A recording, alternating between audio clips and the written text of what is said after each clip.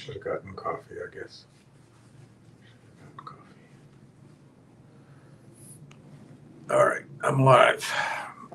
Nobody's signed in yet, so I can waste a little time maybe by saying that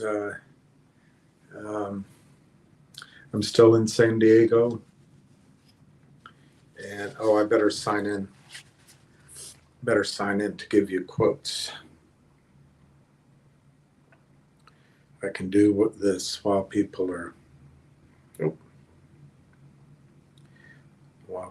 joining. Okay.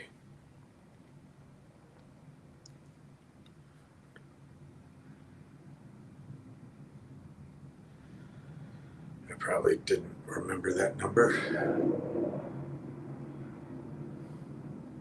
Okay. Looks all right.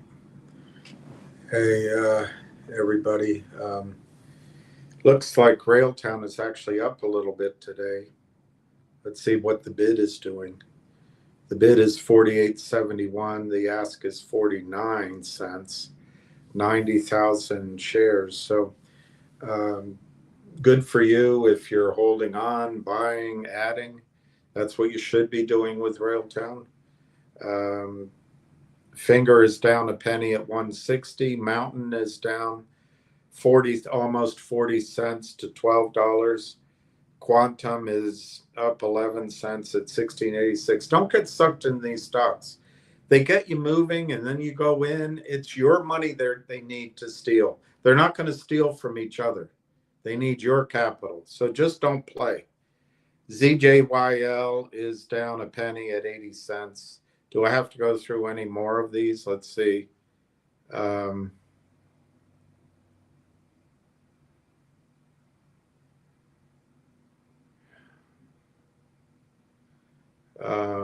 Let's look at G-Bucks. G-Bucks is down 3 cents at 69 cents. Guys, the pattern's always the same. And I've been, when you go through what I'm doing, as everybody does, it's not unique to me, but you start thinking about things. And, I've bought into hook, line, and sinker some of this story making. I think it's all story making. I'm not going to judge other people's motives. They might just be stupid or ignorant or stubborn, or they're part of it. But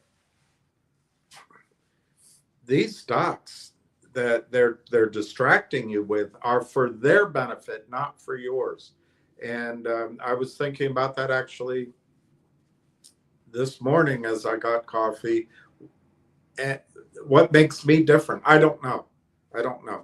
I do know I'm trying to do the right thing. That's all. Whatever that means. Maybe it's penance for being involved in some of these ideas a year ago, 2 years, 3 years ago, however long it's been. I don't know. But be really careful.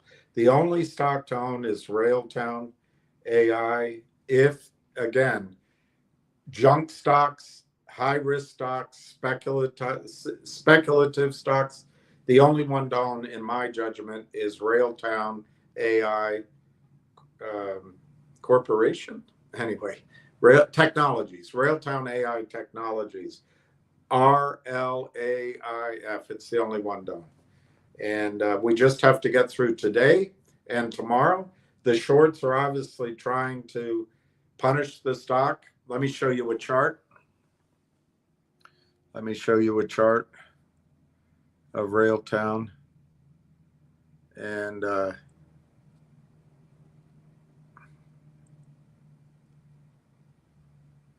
gosh, I have pictures of my mother. My sister told me not to take pictures, but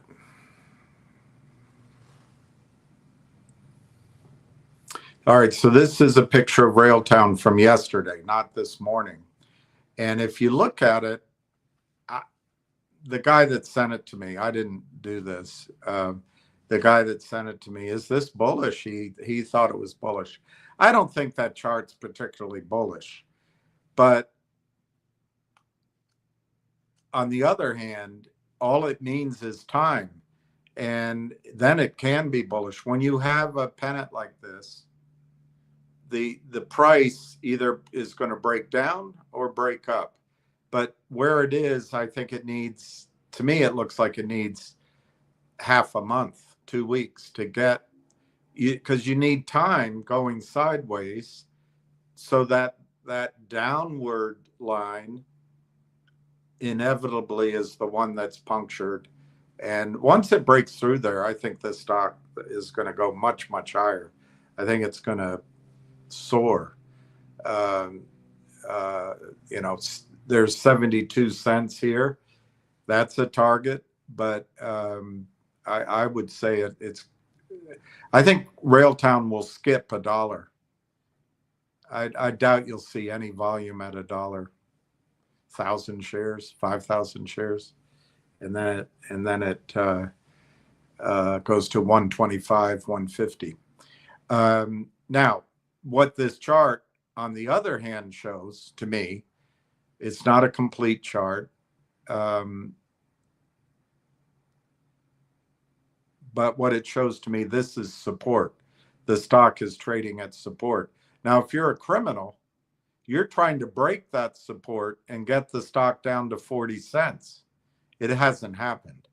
And I would take solace in that. Doesn't mean it won't happen tomorrow, but I would take, that's what they're trying to do. They're going to try to get it down 20% from here, or 15% from here, 18%, whatever that works out to. They're going to try to get it down to 40 cents. According to this chart, I use a more logarithmic chart for what I look at, and I don't know, I think it was slightly under 40, but it's right at 40 cents is what the criminals are going to try to do. But so far they're not having any luck at it, and I think what that means is there's buying up in Canada. This is not strictly a over-the-counter stock. This is a Canadian stock, and they can't do anything about that. They cannot do anything about that. As many disgusting pictures as they send me, they can't change that. All right, let's take that off. Let me just see what else I was going to show you from. I think I had one more chart. I don't want to show you my pictures of my mother. Good gosh. What is this chart? I don't even know what this chart is. Oh, it's the Russell. Remember, I've been telling you the Russell is going to make these huge highs. The Russell looks strong. That's the channel it's climbing. That's just the Russell. Not for nothing. Not for nothing. Anyway, let's go back to your comments.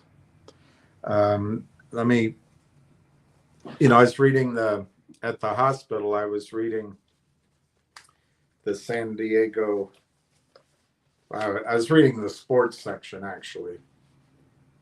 But look at this headline.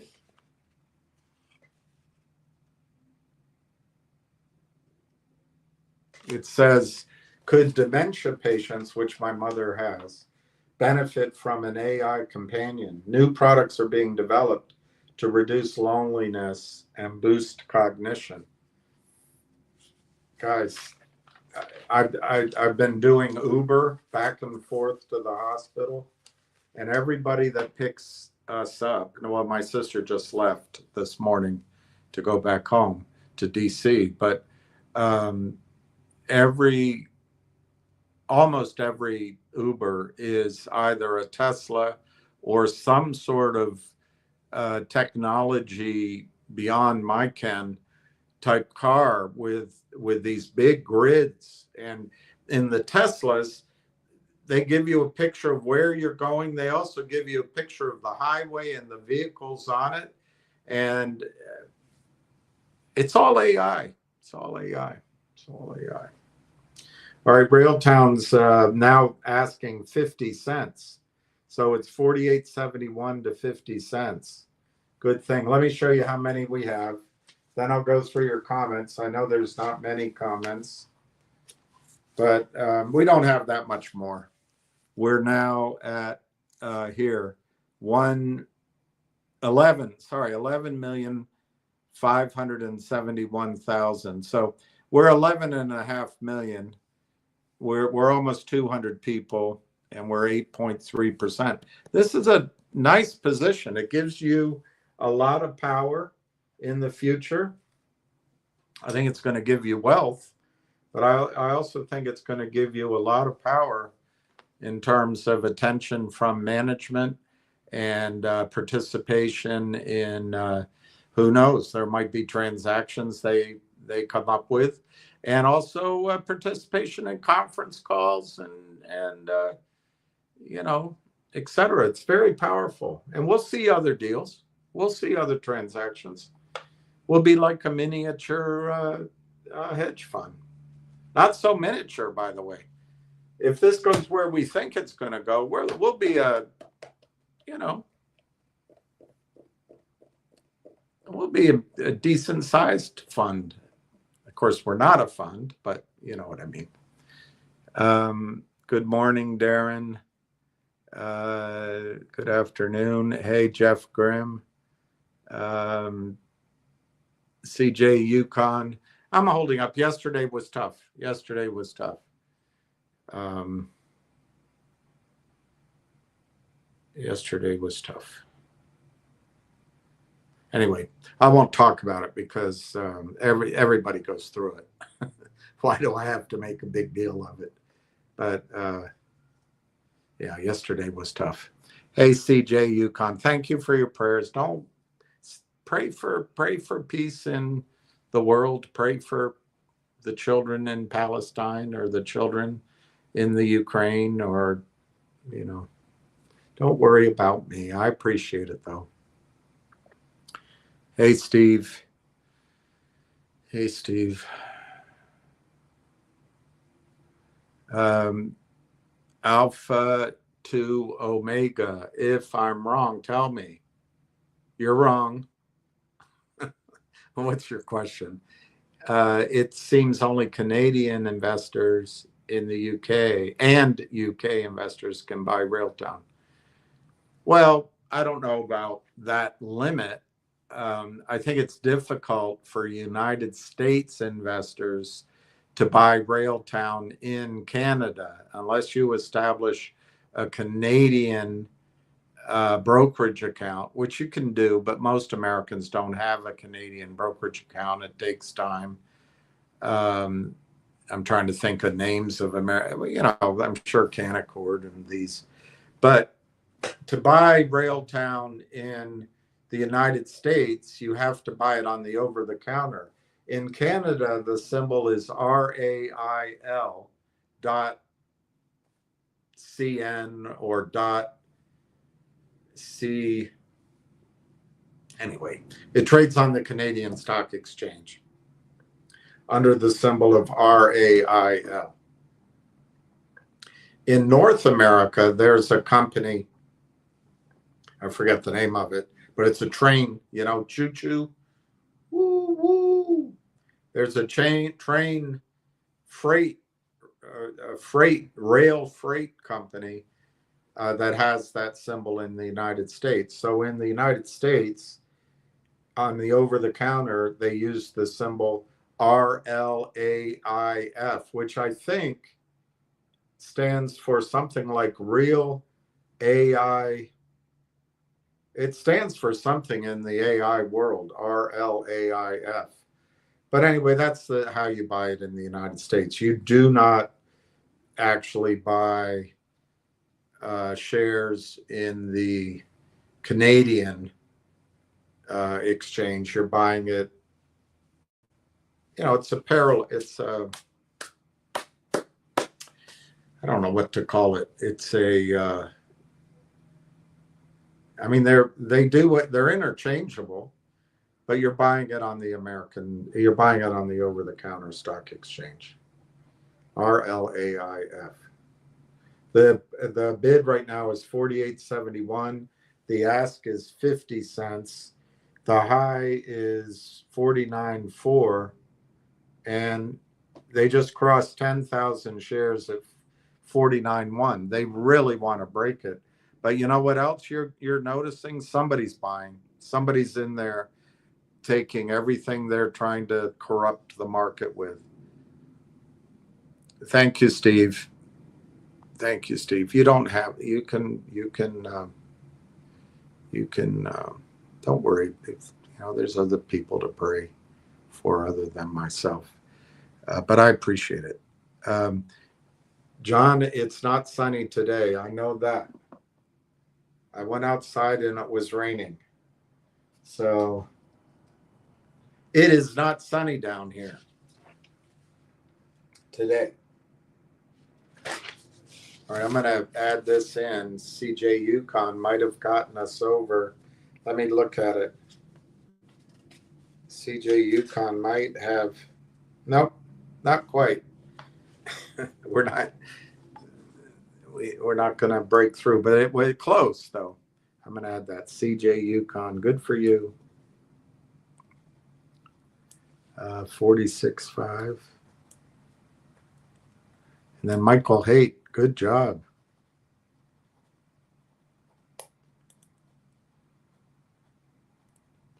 Um, 15.20. All right. Now it's 11 o'clock, so that means it's 2 o'clock your time, right? 11 here, 2 o'clock your time. Yeah. So I guess I'll try to go 2 more hours. I don't know if I have enough content for 2 hours, but it all depends on the questions and all that.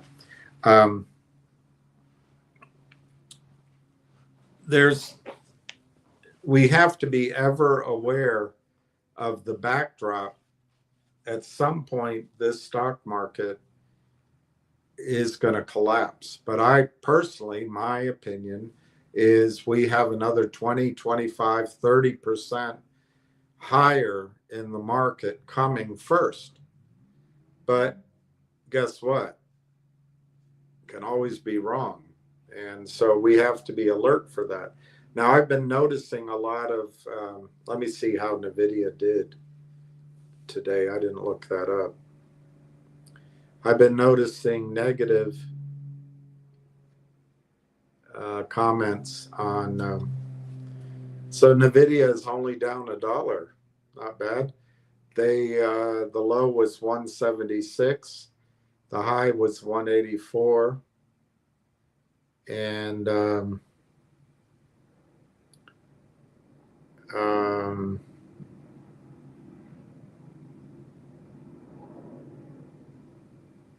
right now it's 180.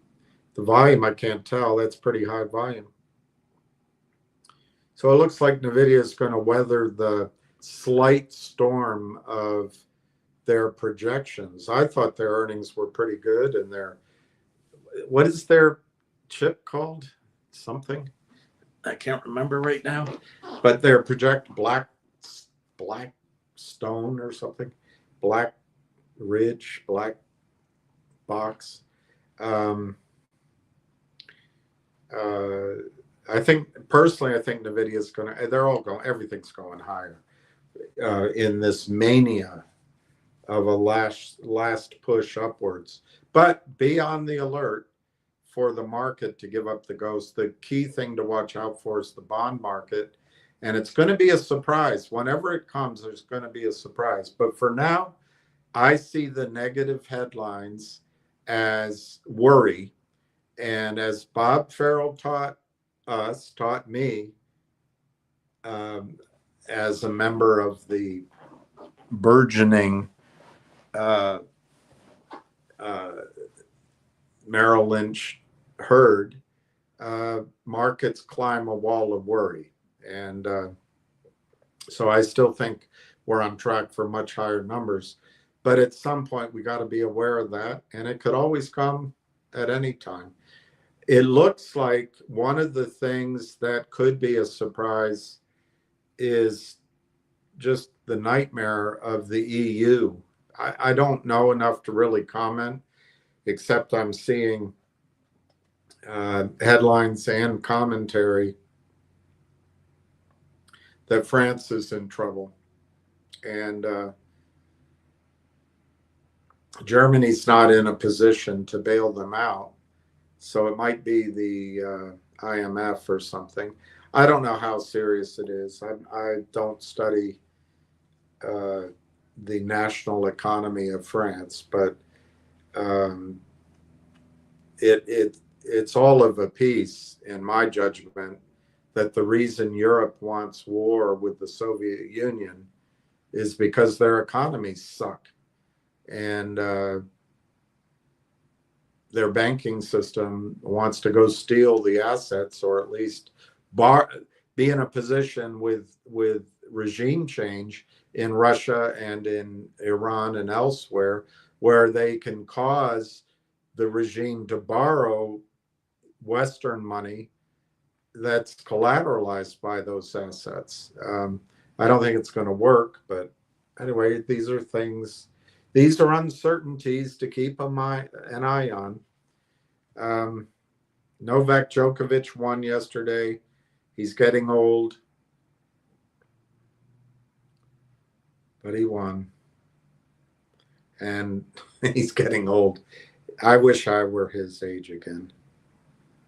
I wish I were his age again.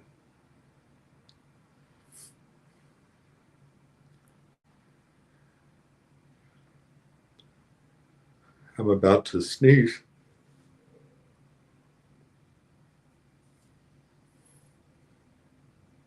Wow, I didn't see that.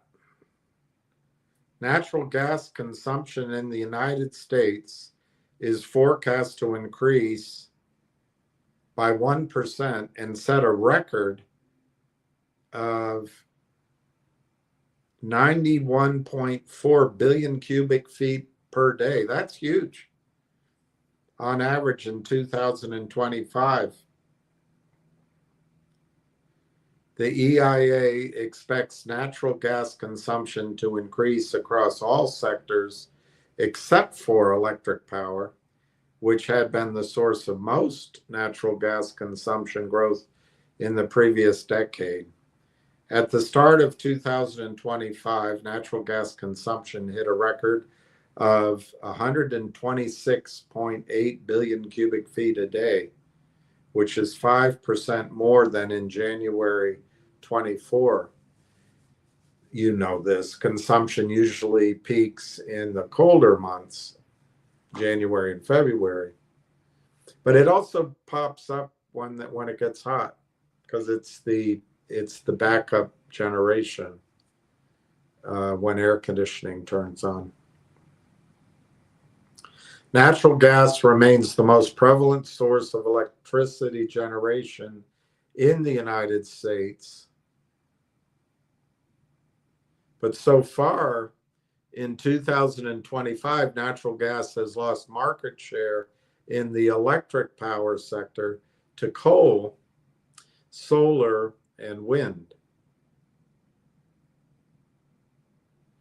It's 40% of electrical generation. Coal is 17%, which used to be 20%, so it's still significant. Renewables, 24%. Nuclear is 18%.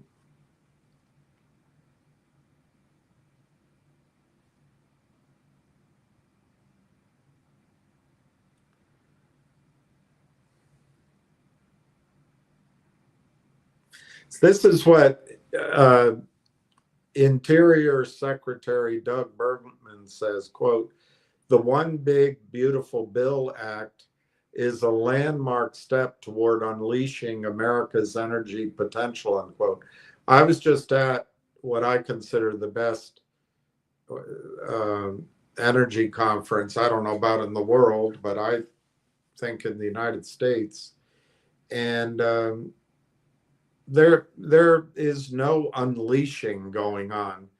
The hedge funds out of New York and Chicago come in and claim entire place and put their greedy, grubby hands all over it.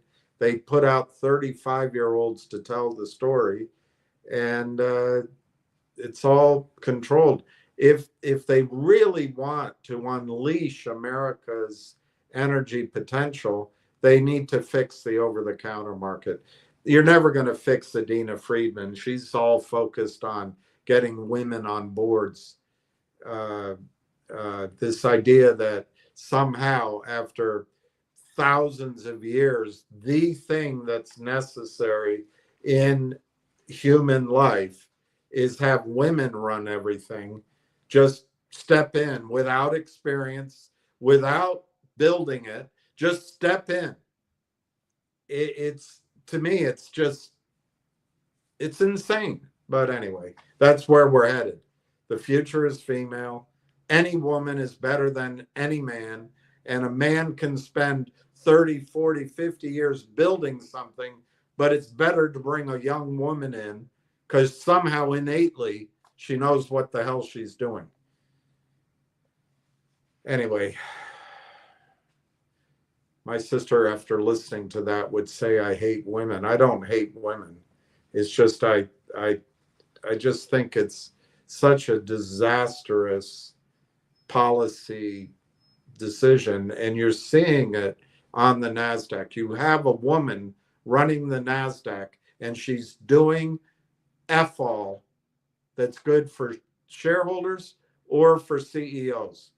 The NASDAQ doesn't form capital. It's a setup for criminals to steal the entire market caps of anybody who sets up their operation in her world who needs capital.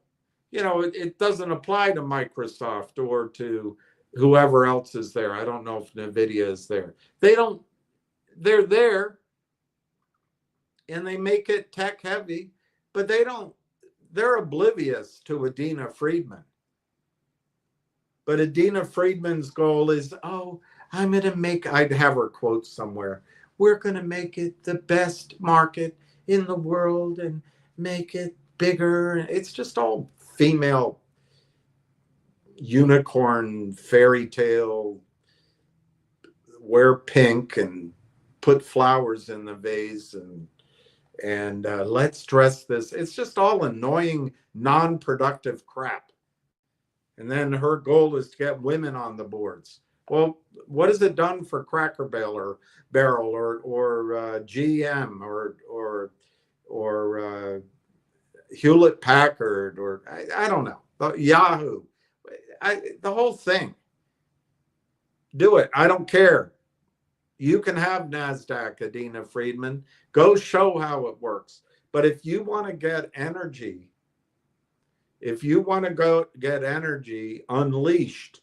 unleashing America's energy potential, Donald Trump should take over the over-the-counter market, just like he took over Union Station in D.C.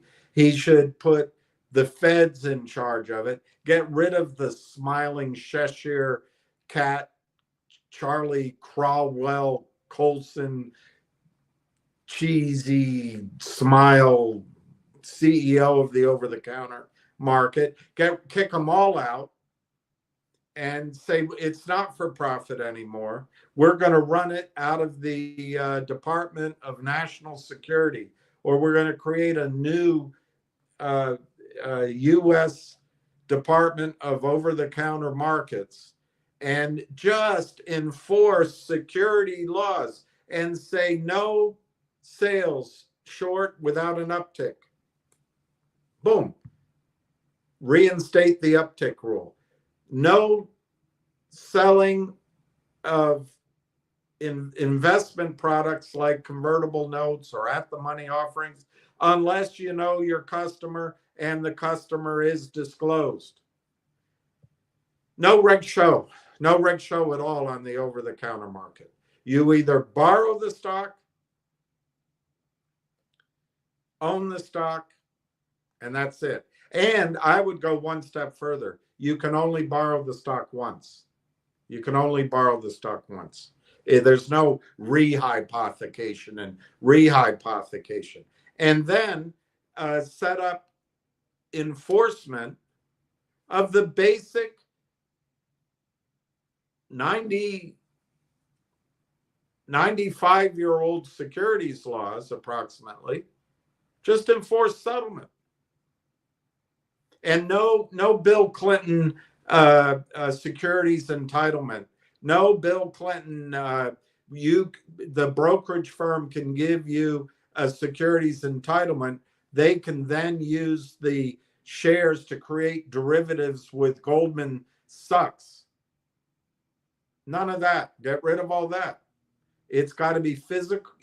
Everybody that trades over-the-counter shares can have them in their own name rather than in street name, and no derivative trading on them. None. No high frequency trading. No high frequency trading. And if need be, shrink the hours. Make the hours for the over-the-counter markets initially 2 hours a day, so that the criminals can't just drip. Put the bastards in jail. You know who they are. You know who they are. Not one of them wants to go to jail. They're all pussies. They're all cowards. They're bullies. But put them in jail. It'll stop so quickly. And then no convertible securities notes, no at the market offerings, no pipes, none of that. And you know what will happen?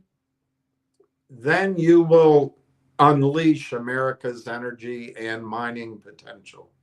Because then I'll set up a brokerage firm. But other people set up small brokerage. They'll come pouring in. If it's an honest market, capital will pour into it. And Adina Friedman can go to tea parties with all the women on all the boards of all the companies on NASDAQ. And they can celebrate their shoes and oh, you look lovely. I love how that dress accents your figure. Oh my. They can all do all that. They can natter away. But on the over-the-counter market, if Trump took it over, real American business would be done. Get rid of that smiling pussy Chuck E. Cheese Crawwell.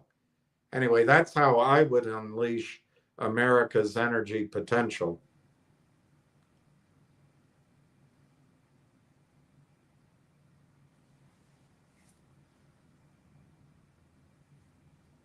Anyway, he goes on with more quotes that you wouldn't really understand. Not that you're not smart. It's just all gobbledygook. The bond auction wasn't so good today.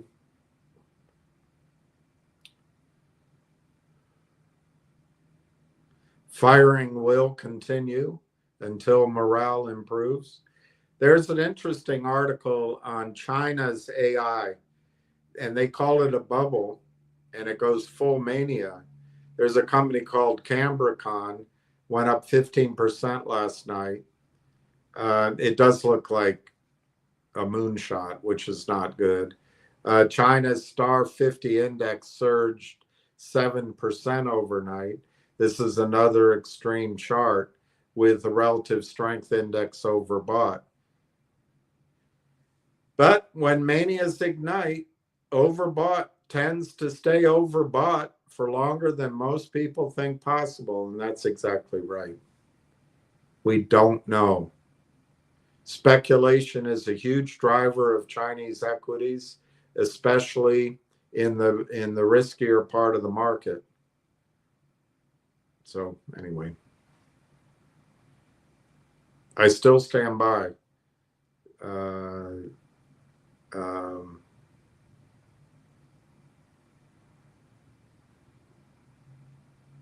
Home sales stick to record lows. There's a drop in crime in DC. You'd be surprised how many families in DC would appreciate less crime. You'd really be surprised. I don't think Trump's wrong to do what he's doing.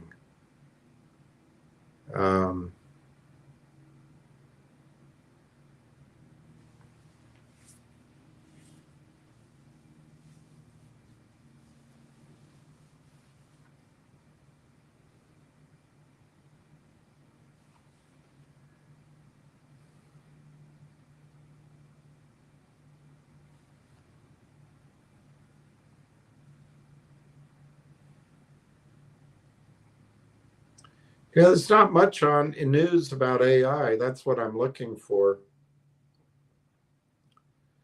right now. Look, it's vacation time, and so we feel a little uncomfortable. But as long as we accept that this is the last week to go to the beach for some reason, get cancer, um, or get bitten by a shark. Um,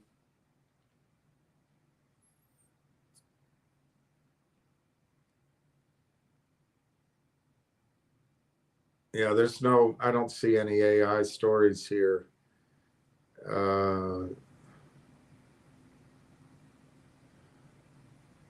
there's a lot of, oh, here's one. There's a lot of um, worry out there about a bubble. And my experience is when everybody's talking about it, that's not when the crash happens. The crashes usually happen out of the blue. And if I had to predict, I like I say, I don't have my notes with me, but I think the Dow is going to go to 65,000. To my memory, I don't remember my other targets, but basically I think I said the Russell to 4,000. Can't remember. I have it at home, but um, we're going to go to, just like in the Weimar Republic, the stock market is going to go into a resounding speculative mania to cap off a 45-year bull market. Basically, the length of your adult investing life. Or if you're younger, you've never seen when the stock market wasn't a part of your life. That's coming. That's coming. It's one of the biggest cycles ever, one of the longest bull markets in American real estate, bonds, stock market, everything. It's all everything except silver. It's all going to come crashing down. But first, we're going to go to numbers, and the enthusiasm is going to be so sky high when it happens. You're not going to be worried about a correction. You're going to be thinking, "Oh my gosh, this is going to keep going up. It'll be hard to sell." So I take the negative. This is, you don't have to share my viewpoint, but I take the negative commentary as the fuel for the market to keep going higher. Um, but you have to be ever alert, ever alert. So this is by Tyler Durden, written yesterday, and it says Morgan Stanley. From Morgan Stanley, AI adoption rate to outpace past technology cycles, but measurable economic impact may not arrive until late in the decade. Well, that's fine. That doesn't mean there won't be a lot of investment.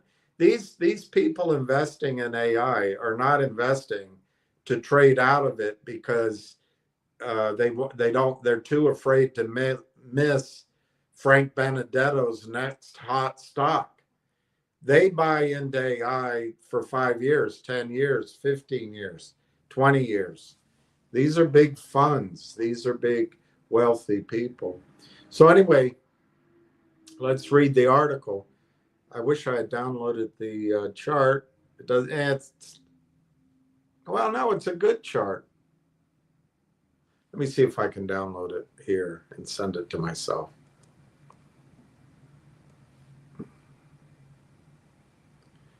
All right, I'll send that to myself after I'm done and show it to you. AI adoption rates may be the single most important metric of this cycle. What cycle are they talking about? Trillions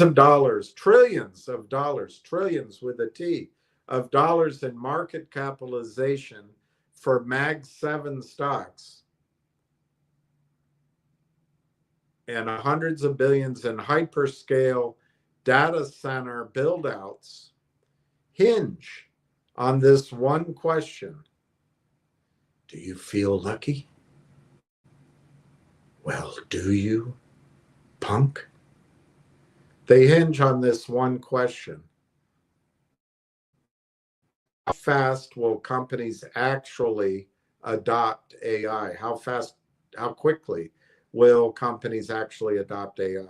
Goldman Sachs pegs current adoption at roughly 9.2% economy-wide, while skeptics like Elliott Management dismiss the trend as overhyped. Of course he would. He's just destroying Southwest Airlines, so why would he not be jealous? Anyway, a new report from a team of Morgan Stanley analysts led by Stephen Bird. I think that's the guy I showed you the video, and I can check that. Told clients that, quote, artificial intelligence impacts. We just destroy the English language.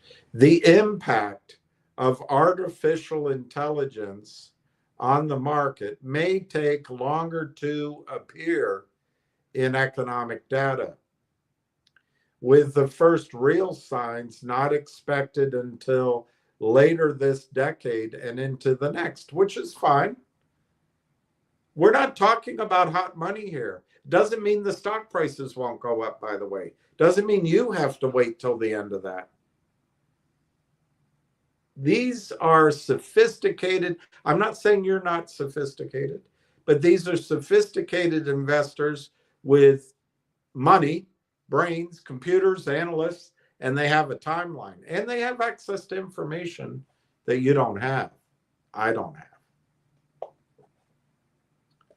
So I'll try to get this research report from my old office if I can.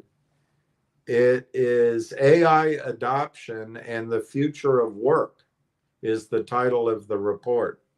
So it says, quote, while AI adoption may be faster, I don't think that's good English either. Anyway, let's leave it alone. While AI adoption may be faster than past technologies,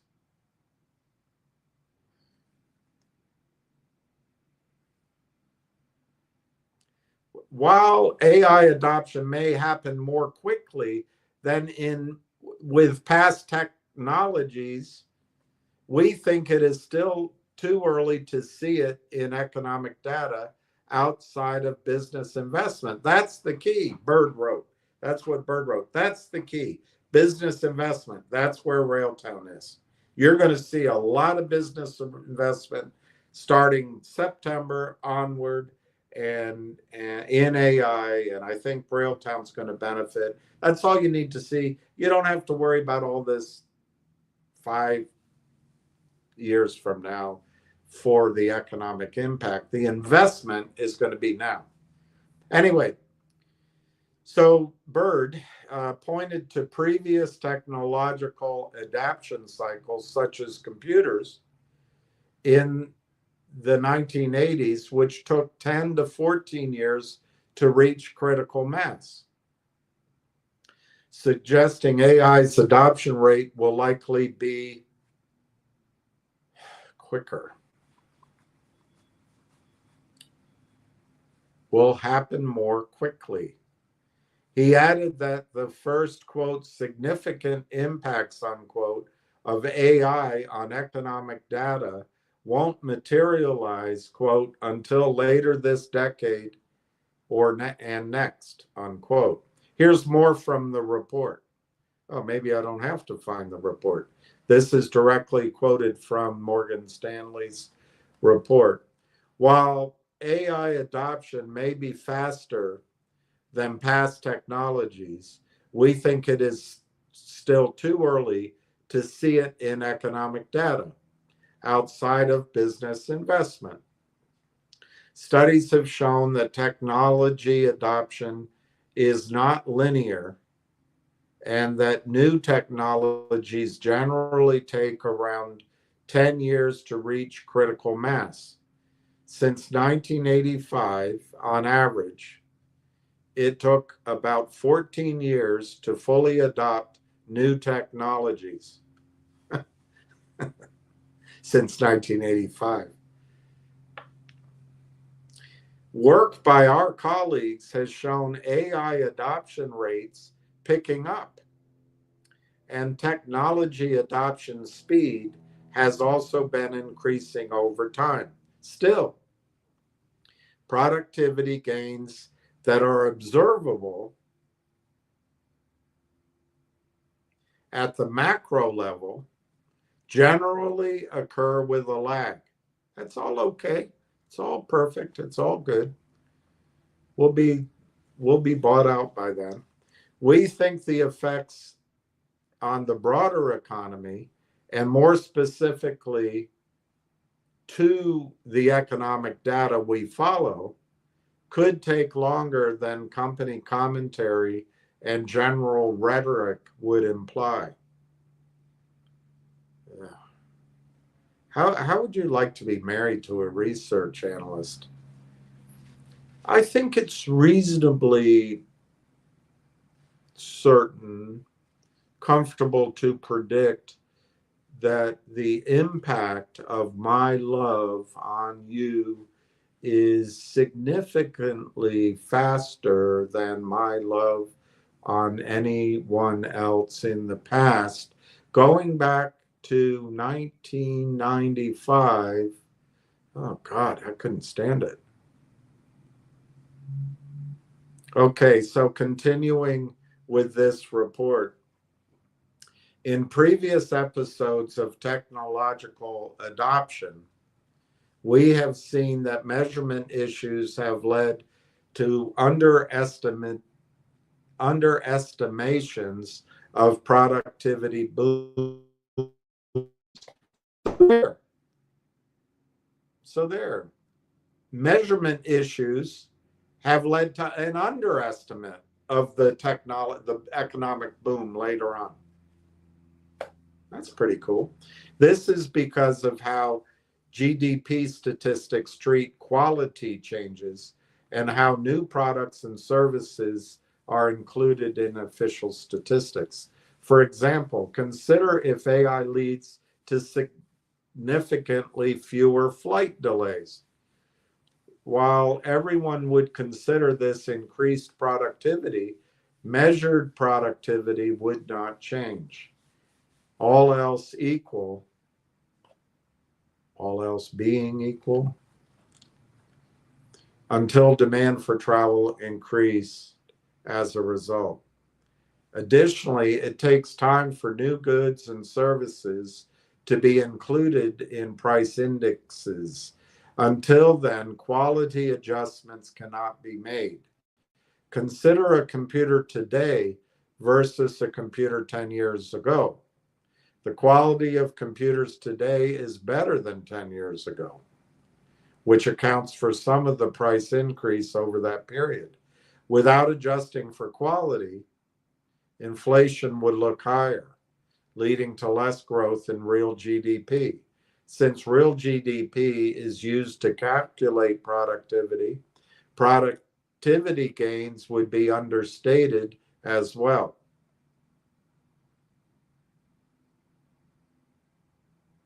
Useless chart. Recent technologies have taken 14 years to reach full adoption. It's just fine. That's fine. This is all good for us.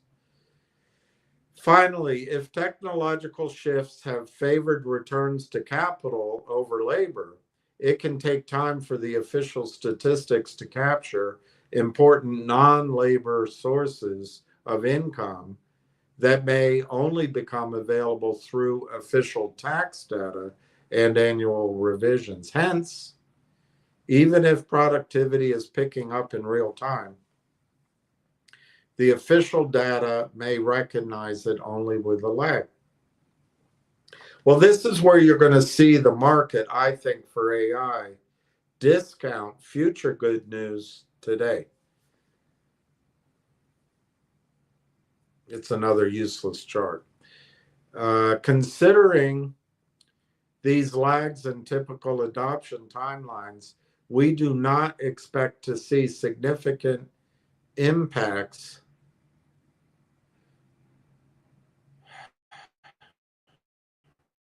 it's not anyway. I guess you have to just use the word the way everybody uses it now. In the economic data in our forecast horizon through the end of 2026, except for business investment. And that's where Railtown will excel, business investment. Still, the analysis in this note gives us more confidence that AI will result in significant productivity gains later this decade and next. And all we care about is the investment cycle, which starts September. Well, it's already started, but as far as Railtown is concerned, you're going to start seeing it in September. These advancements will in my judgment, these advancements will transform the labor market. And as this shift occurs, we will track adoption speed and occupational shifts to glean more insight into potential outcomes. Swell. I'm starting to think any of us could be an analyst.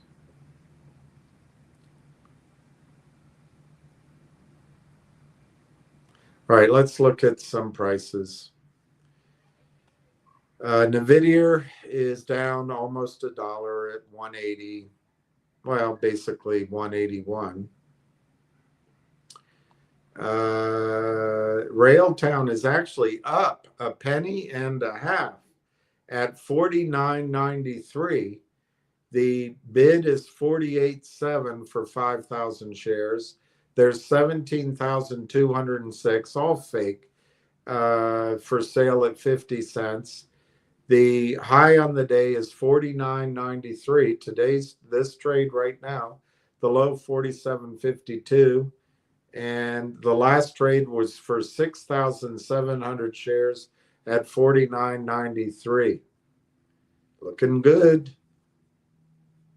Billy Ray. G-Bucks is down 3 cents to 69 cents. Finger is down 2 cents at 158.6. Mountain is down 30 cents at 12.10. Just stay away from everything except Railtown. Stay away from everything except Railtown. Just do it for 2 or 3 weeks. All right, let me see what you use guys are saying now.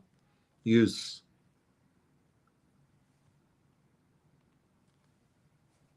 What's that word? What's that word? The 2 Utes. Good for you, CJ. I already got that. 46.5. I got that. That's great. And I got Michael Hates. That's great. Bought 15.20. I have that. 15.20 is a great position. Pat, and congratulations, Pat M. Good for you, Pat. You guys are coming through for yourselves and for everybody here. You're going to be so happy. Added 5. So you now have 125. Awesome. Possum. John Quasson, 83 degrees with a high of 89. Yeah, I'd say, but I look out my window and watch her as she passes by. I say to myself, I'm such a lucky guy to have a girl like her. Out of all the girls in the world, she loves me true. It was just my imagination. Once again, running away with me.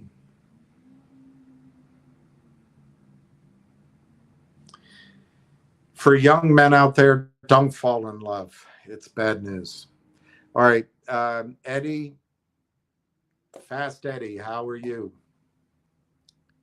Ward Richardson, good afternoon, William. Nvidia, Blackwell, that's it. Blackwell Ultra, Blackwell Ultra is out. Now Rubin will be the second half of 26. The Rubin Ultra. You know your chips, Ward. The Rubin, I've been thinking. I forgot the rest of it. Rubin, I've been thinking. Trump media going to buy CGC 100X coming. You heard it here first. Look, if you guys want to get distracted by other stocks, I don't know what to say anymore. I don't believe it, but I don't want to spend time on it, Alan. I don't think it's going to 100X. If it does, good for you. But I don't want people getting out of Railtown, which is going to give 10X out of the gate. And I think by the end of the year, you're looking at 50X. And next year, it'll be 100X. And I don't think it counts on anything like, oh, rumor this, rumor that, riddle me this, Batman. It doesn't count on any of that. So I'm not thrilled that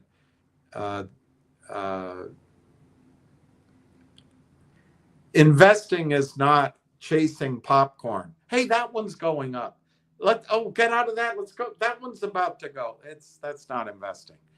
You have an edge in Railtown. You may know something about Trump media, but good. I hope it works for you. I do hope it works for you. Just going to move on. Hey, Jack, I hope all's well with me. Well, I hope everything's well with you. RT, I love that name, RT. Tebow, Teals. Good day, everyone. Northeast Iowa. It is difficult to have any family member pass away. It just puts all of us next in line. Prayers. Thank you, but I appreciate it.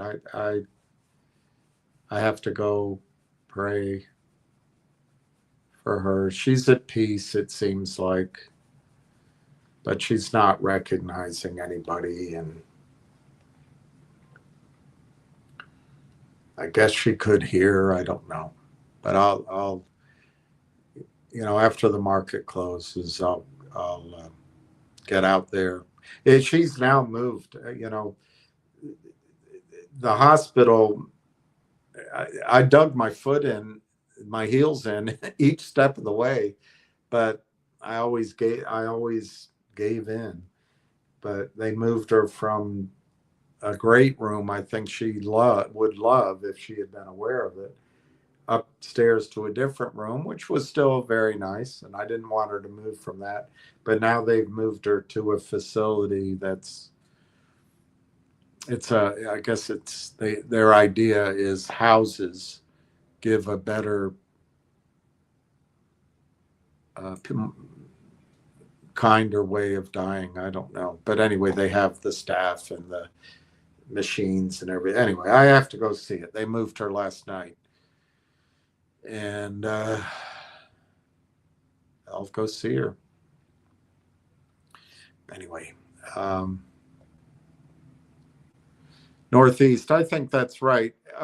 One thing is, Northeast, I think people who purchased Railtown at lower prices, which, when I bought mine, it was higher prices, like 38 cents in my IRA mostly. I'm not a big deal anymore, but I wish I were. But I think it's around 38 cents, so even that now looks good. But people that purchased it early on without listening to Tony, make sure you have no dinero, it gives you some confidence, which is why I was so adamant, is that if you get in early, you have a little more strength to deal with these inevitable stalls and pullbacks and attacks. Nothing goes straight up, and it's good that nothing goes straight up. You shake out all the loose hands, and everything settles in strong hands for the next move. So it's good. But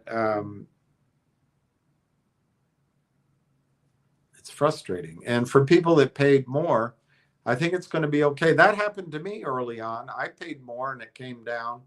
And so for a long time, I had paid more, but that's just life. It's just how it goes. In the longer run, it's going to be a great price. And um, um, um,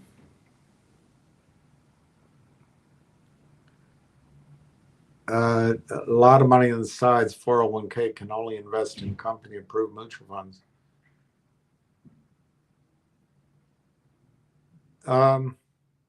I don't think the market is ready to do that, Steve, but it's good to be prepared for it.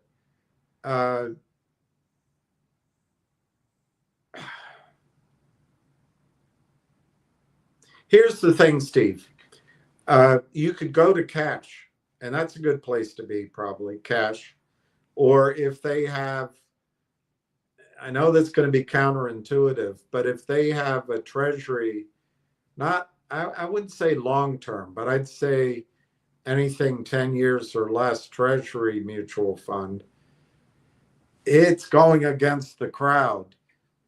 And it might be uncomfortable, but treasuries might be a place to be. Do they have a natural resource fund, a gold fund? I don't know. That might be a place. But another place is cash.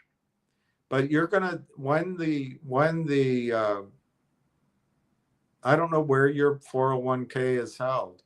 When the look, I'm still sticking to it. I think let's just pick a number. I think the markets will go up 30%. The indices, 30%, 30% from here. And then I think now I haven't heard anyone go as extreme as I am, but I think the correction will be 95% from there. I did read somebody say 95% in if you measure the market in terms of the price of gold. Maybe that's a better way to say it. But I personally think the stock market is going to round trip in the panic sell-off to numbers last seen, I'd have to look at a chart, but last seen in the 1980s. I think the 44-year bull market is going to round trip in the correction. That's why I picked 95%. I think David Hunter says 80%, I think. But there's others that are negative too. The problem is, Steve, if you go to cash now, you got to know your emotions. If you go to cash now and the stock market goes up 10%, 20%, 25%, you're going to start going, I'm missing out. And the risk is you'll jump in at the high. So it's a conundrum. I do agree with you that you should be scared of it. I think the correction is going to come in 2026, but it could be delayed. If I'm wrong, which I'm almost certainly going to be wrong because I'm, making these predictions, large variable predictions. If I'm wrong, I would say it would be 2027 or 2028. Heck, if it mirrors if it mirrors the last century, it'll be 2029. But I think it'll be next year that the markets will I don't know what to call it, crash, you know. But before then, you're going to have this huge move upward. What would be the assets to be in? Well, oddly, even gold and silver will go down while the crash occurs because there's going to be margin selling. People are going to, I'm telling you, Steve, it's going to be a generational wipeout. People's home values are going to decline massively. Credit cards are going to be withdrawn. Banks are going to go out of business. It's going to be frightening. And I think it'll last. I don't know. It might only last 18 months or less. It might only last 9 months. Panics don't last very long. You know, stampedes don't last long. In all the movies you ever saw a stampede, they didn't last very long. They were over by the end of the movie. But anyway, I don't know how long it'll last, the correction. Part of me says the bull market lasted so long, maybe the correction lasts longer. But another part is there's only so much margin liquidation. Margin's up over $1 trillion right now. There's only so much liquidation that can occur, but it will occur. But Steve, I think the Fed will come to the rescue. I think the U.S. government will come to the rescue. I think the banksters will push their levers of power. And I think the Federal Reserve balance sheet right now is at $7.5 trillion, something like that, which is massive. I wouldn't be surprised to see it go to 50 trillion. And I wouldn't be surprised to see worldwide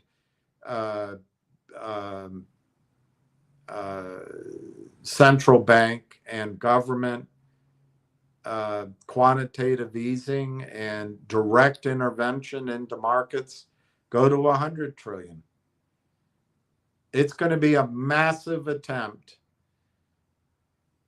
to provide liquidity to the banksters, which means to provide it to you and to the markets. And the stock market will rally. There will be a rotation in leadership. And that's something I can't calculate because I do believe AI 2.0 is massive. But is NVIDIA worth 70 times earnings, 100 times earnings? So you could still have NVIDIA do well, but maybe it's only worth 20 times earnings. So the rotation in leadership, Steve, I think you're going to see for you're 50 years old.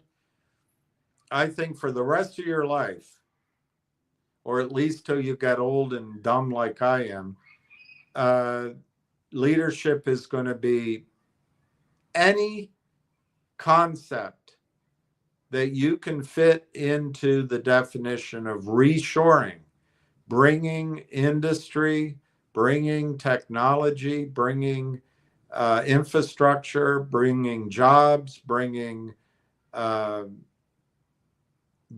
all home to North America.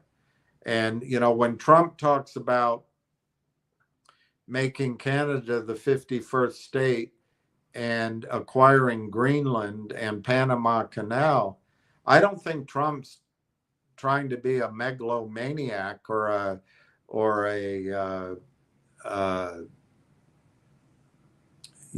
the next Alexander the Great.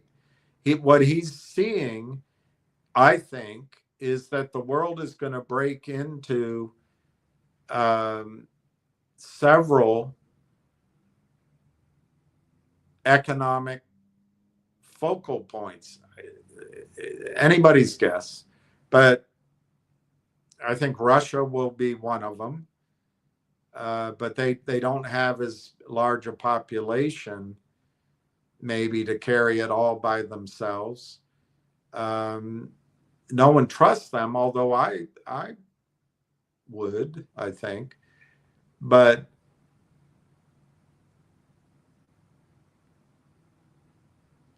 and I'll say something controversial. I'm not sure their oil's going to be as strong as it is now, because I think the Soviets actually destroyed some of their reservoirs, but who knows? So far, they're able to produce a lot of oil. I think so. I think Russia will be one area. I'm surprised Germany hasn't already.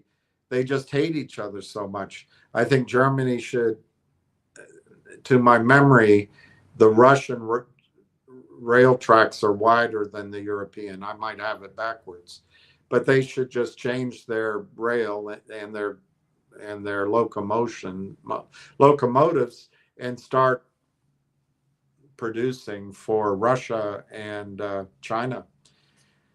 Anyway, I think Russia will be one, sort of Euro-Asia, and then I think China will be an area, Southeast Asia. I don't know how to calculate India, but maybe India is an area, the subcontinent. And certainly Brazil could be one.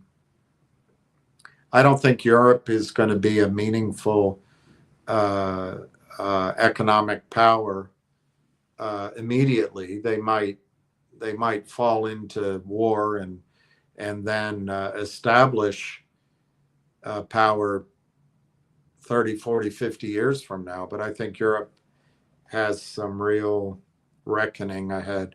And then there's North America. And so I think he recognizes that our energy supply and metals and human resources and economic trade routes would greatly benefit by basically North America, Central America, and being one economic zone.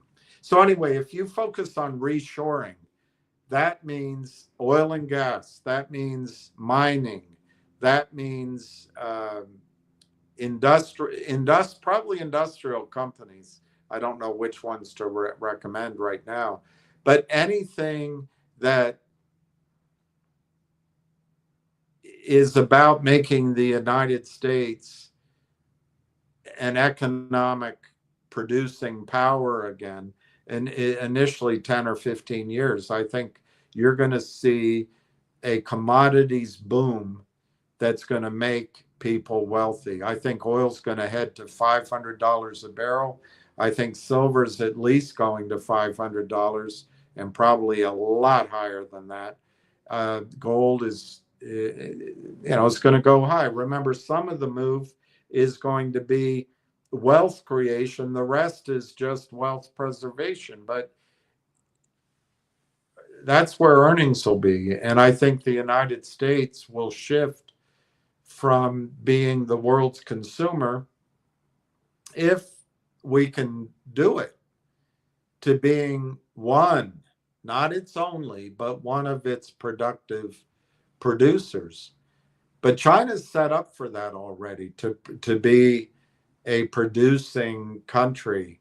They've got the factories, they've got our technology and our know-how, which I think they've stolen, and we've given to them.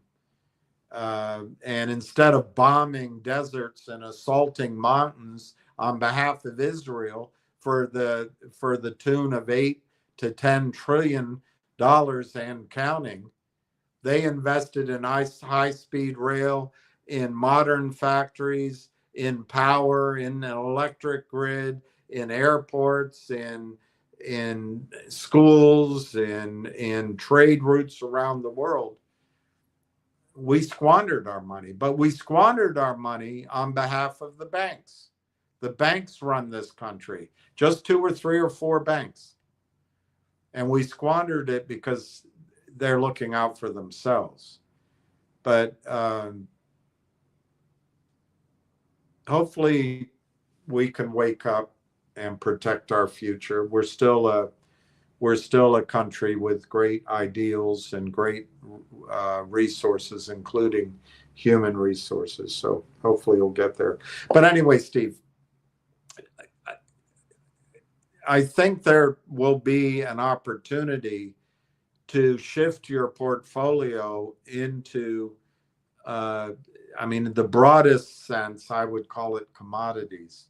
It doesn't have to be physical. It can be companies and all that. But we should start that now, but we're not here yet.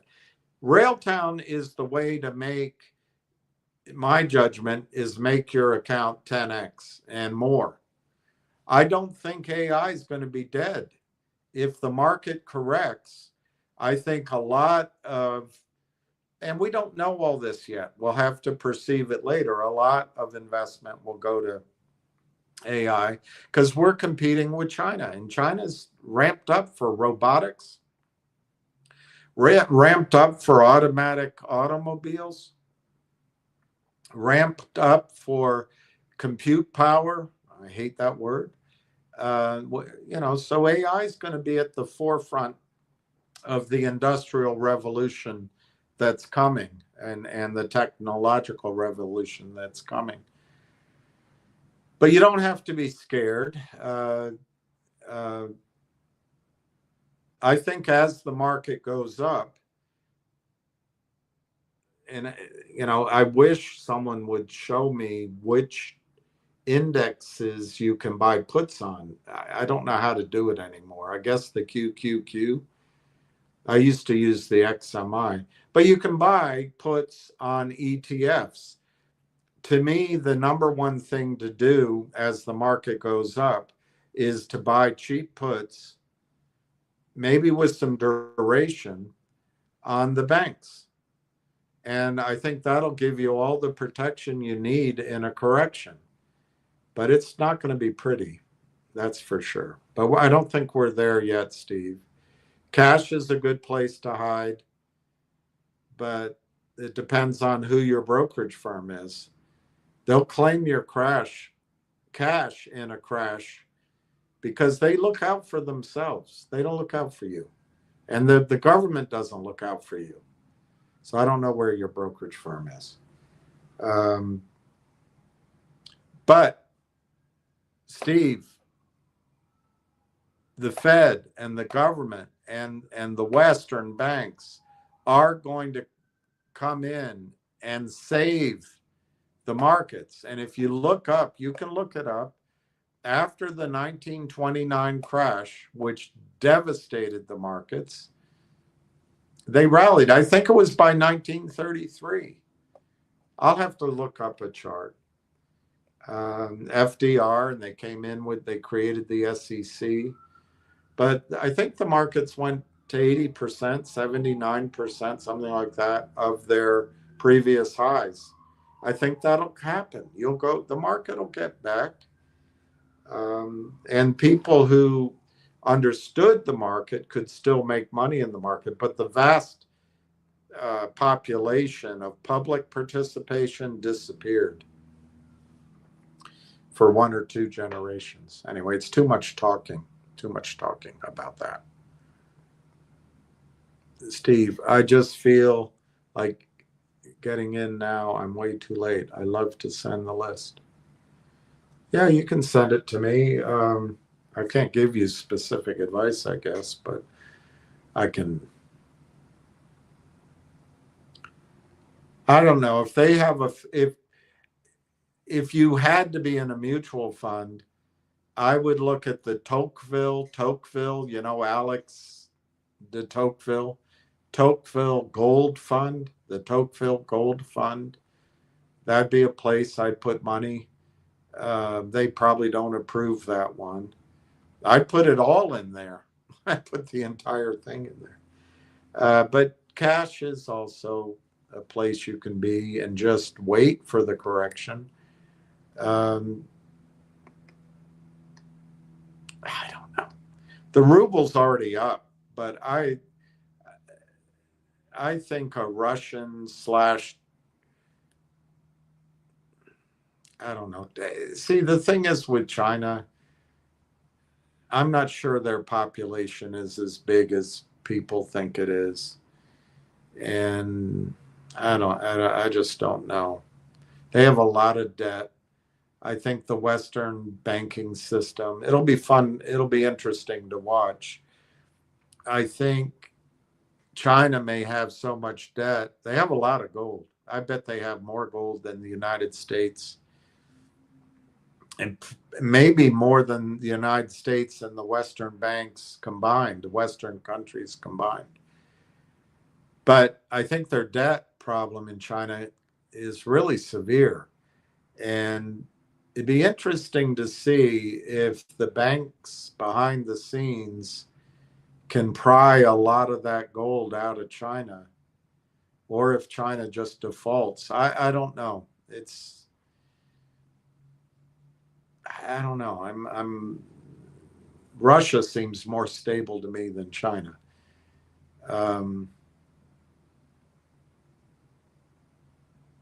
I don't know which markets I would international, but I would say, Steve, in general, if you have to be in the markets, international markets are not as inflated as the US market. So if you have to be somewhere.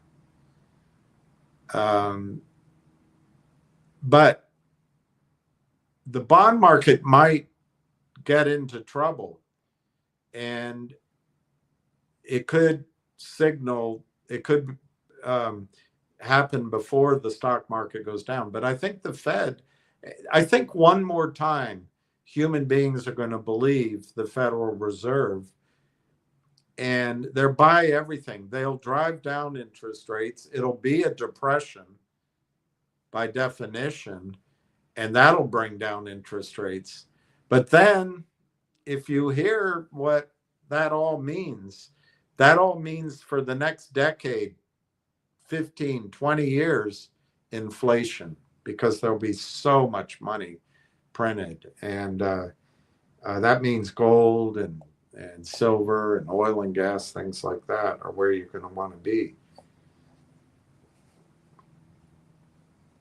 I'm not old enough to remember what happened to housing prices, but my guess is you don't want to own a home during all that time frame. Taxes will go up. Costs of maintaining a home will go up. And I don't think home prices are really going to go up. Maybe they will with inflation, but you'll just be spinning your wheels.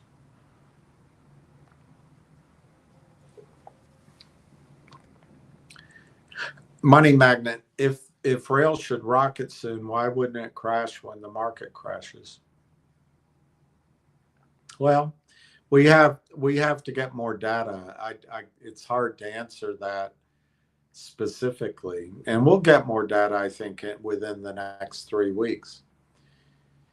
But I think broadly, money magnet, right now, as far as you know, and as far as I know, Railtown has 0 revenues. And they haven't announced any revenues since February 11th. I've shown you valuations. And I don't know if I still have one here. Like here, I've shown you valuations.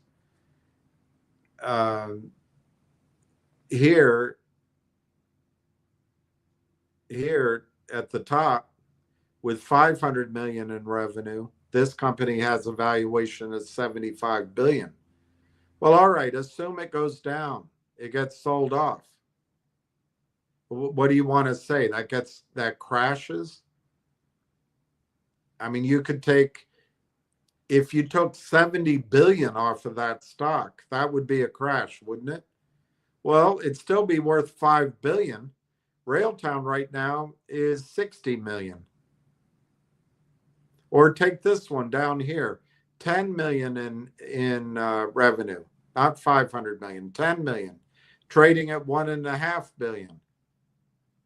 If that went down to $500 million, that'd be a crash, wouldn't it? Well, it's still 10 times what Railtown's trading for now. Come down here. Chain Guard, 40 million in revenue. 40 million in revenue. Let's use that one. Let's assume that Railtown within 3 weeks is able to project.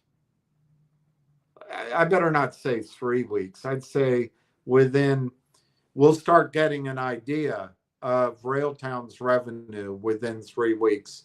But let's say within 90 days, we're able to project at 40 million, right here, 40 million.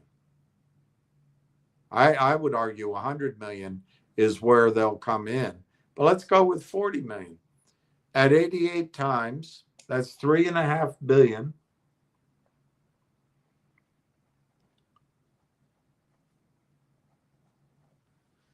And let's use 170 million shares outstanding.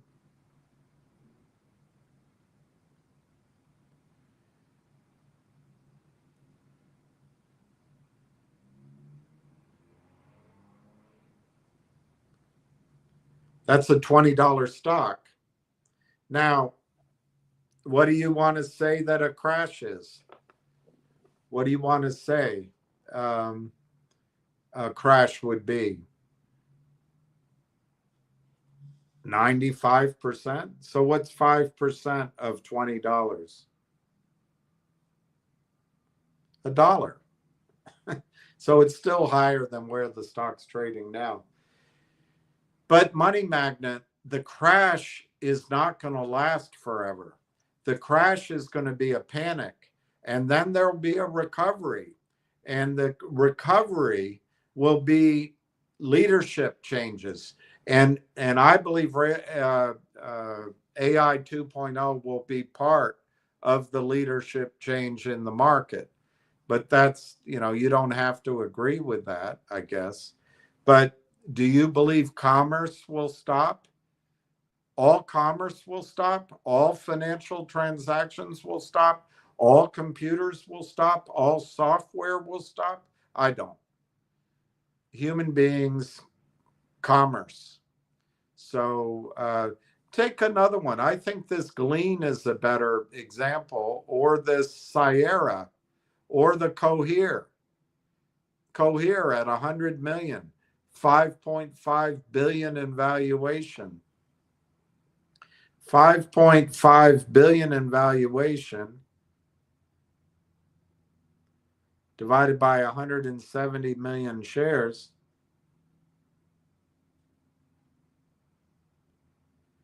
It's $32 a share. If you come down here to the Cohere right here at 55x. So what do you think the crash would be? You think it'll be destroyed by 95% and you won't sell before that? And by the way, you'll be able to buy puts. You'll be able to, when it's $30, if it is, you'll be able to buy puts, so you won't have to sell. Your puts will go up in value. But let's say that's still $1.60, still higher than where it is here in a crash. So let me take that down and go back to the comments. I don't think it's going to crash from here.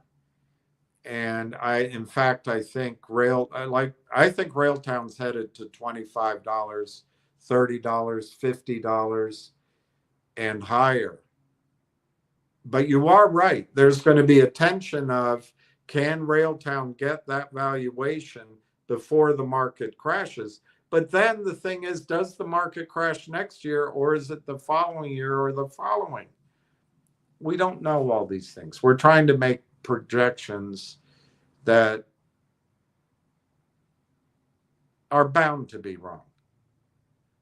But my answer to you is I would expect Railtown to sell off. If the markets go, let's just use the Dow. If the Dow gets anywhere near 65,000, you're gonna be, not because it's you, all of us, we're gonna be going, wow, Trump's great, the market's great, there's no war, uh, uh, never seen anything like it. All the headlines will be bullish, and it'll be hard to sell. But from that level comes the crash. But what happens between now and then? And when does that get reached? Is it this year? Is it January? Is it the middle of next year? My guess is it happens before the end of the year, but it could take longer, of course. But what happens to Railtown's price in that environment? Railtown could go to $30, $40, $50. And by the way, that's going to be tough to decide what to do. But when it's trading there, you can buy puts on it by then. So you can hedge the downside. It'll be a tiny bit of money, but you can hedge. The other thing is, of course, should you want to, you can go to cash, but then there's capital gains and all that to figure out. But we're not there yet. But I would imagine that if the stock market sold off, everything's going to sell off. But then the question is, what rallies back? Because monies will come back in the market. What rallies back, even if it's a dead cat bounce? I tend to think AI 2.0 will be one of the areas where money remains and comes back in. But that, we need more information about revenues, growth in revenues, the broad appeal of Conductor, the power of the 165 companies in AI partnerships. We need all that. We don't know it yet. But I would expect, and then bigger questions. Does NVIDIA crash and never recover? Does Amazon crash and never recover? I don't see that happening. I mean, if you're thinking a market crash is going to stop human civilization and stop all commerce, well, money's not going to even be valuable then. I don't see that happening. You've got a bull market that's lasted since approximately 1982, and the Dow was $600 or $700 prior to that. And the Dow is, I think, headed to 60,000 or higher. And I think it could correct back to 1, 2, or 3,000 in a sell-off. But is it going to stay there? I don't think that's likely. It'll bounce back up. Anyway, I don't know how to answer your question better than that. I'm still trying to line up another 13,000 on the Toronto. That's good. That's where to buy it. Funeral home stocks. Yeah, I don't know.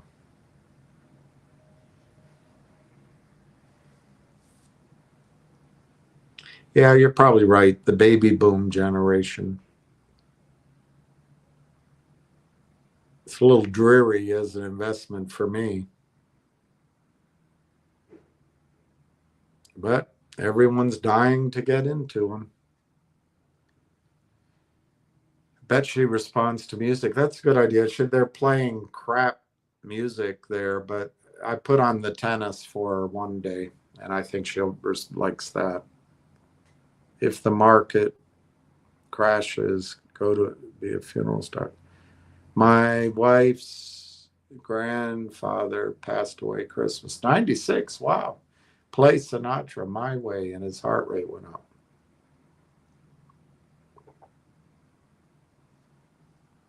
You know who wrote My Way? You do. So I won't bore you. And now I think Elvis Presley's My Way is better than Frank Sinatra's. The fat Elvis. And I think the fat Elvis is better than the skinny Elvis. Hey, Giuseppe. Hey, Donna. I've been all cash in this portion since I became a paper millionaire and pulled out the week. Bidum was installed, so I sleep well at night, but I missed out on lots of games. I'm still at 11%. Yeah, and it's going to be tougher if you're in cash as you're reading headlines and everyone's turning bullish. It's going to be tougher to stay in cash. But I don't know how to advise you. I don't know what I would do because Steve, it's going to be better to be in cash early than to because once the market gets to these highs, it's going to be like an elevator down. It's going to be like it's going to be scary on the way down. So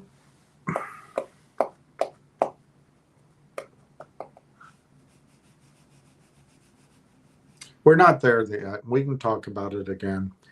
Akira and Nova, I got 250 more. Yay. I'll write it down.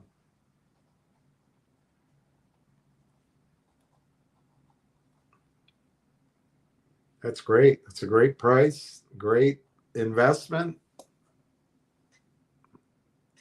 11% return, so I can't complain, but no energy fund or precious metals. Bunch of Vanguard products. Well, I'll look at Steve. I'll look at the Vanguard and see.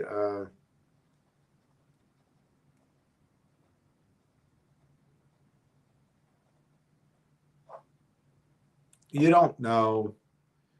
It may not be as dire as all. It may get stretched out longer. It's very hard to call the top in a market. It could get stretched out for a while. My view on Railtown, we're not there yet, but if the stock gets up in the 20, 25, 30, $35 range, I would come to you and show you how to buy puts on it. Of course, then we'll expand the premium, but I still think it's worth it to own puts. A lot of people want to sell calls against their position. That's fine if you're willing to lose the stock or get into this nightmare of buying back the calls and selling out future calls. I've done it in the past, but there are ways to bring in income. Another thing to do is just buy puts on the banks on margin with a little bit of money. But we'll talk about that if and when it becomes a reality. But I don't see Railtown crashing from here at all. If that was the other gentleman's question, it's I guess in many ways it's non-correlated to the indices. All right, Justin. Good for you, Justin.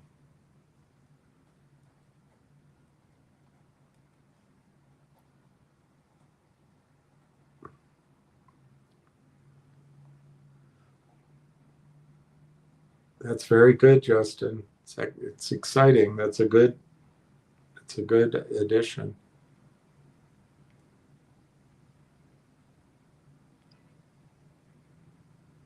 That's good, Steve. That's good. That is very good. I've got half an hour to go, and I drank too much coffee. So if you'll excuse me for just a second, I'll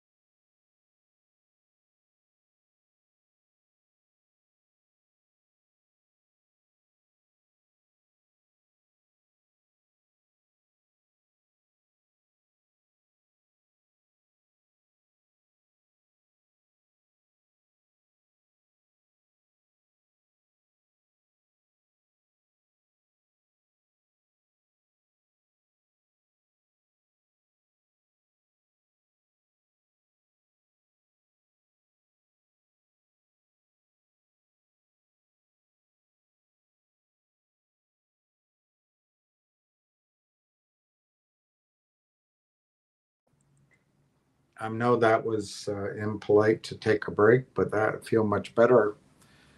Who wrote My Way? Paul Anka wrote My Way. Paul Anka wrote My Way for Frank Sinatra. But Elvis did it better. All right, so we have half an hour to go. And I have to go try to see my mother. I might wait till a little later, but we'll see. All right. There's a guy down at breakfast every morning blowing his nose and coughing. I try to sit away from him, but I think I'm getting a cold. All right, so Railtown is $48.91 to 50 cents. The volume is 126. And to go back to the gentleman that asked why wouldn't it crash, there's still going to be so much money in the system. The crash is going to be severe, but it's not going to stay there. It's like a bungee jump. It's going to come crashing down and then it'll snap back somewhat. It just won't go back to the highs. All right, let me see what some of the other stocks are doing. G-Bucks is up a penny at 73 cents. Finger is down 7 cents at 153.5. Look, it's all noise in this last week of August. Nobody's at their desks except the criminals. Nvidia is now down a $1.40, and it's really trading a lot. 238 million shares. I would guess if it goes lower, it's a buying opportunity. I would guess. There's nothing wrong with that company. All right, so we got half an hour. No questions. Let me see if there's any news. And now the day is done. It's time to face the final.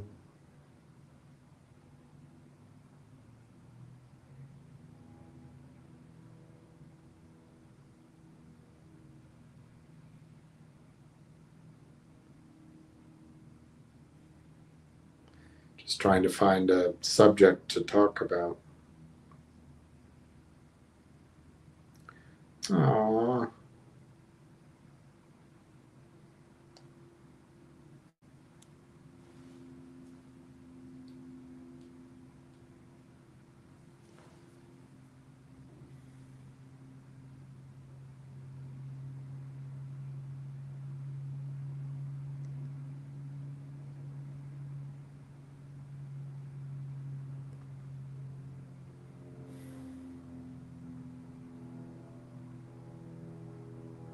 There's an airport near here.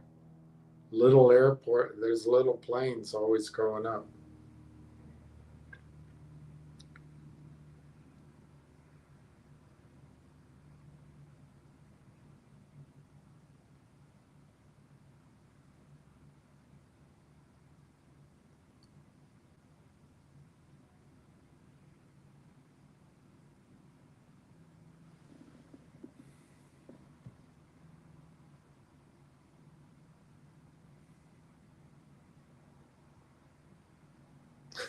This isn't a good sign.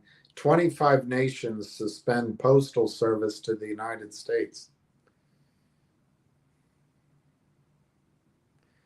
Here's an interesting article, maybe.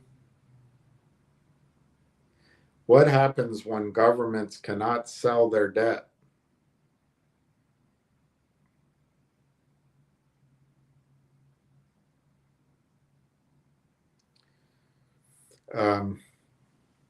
I think what's going to happen, Steve, in your 401k, there'll come a point when the government makes us all invest our IRA funds in government debt. That's what I think will happen.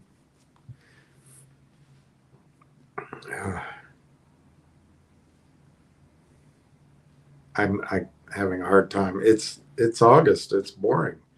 There doesn't seem to be much news.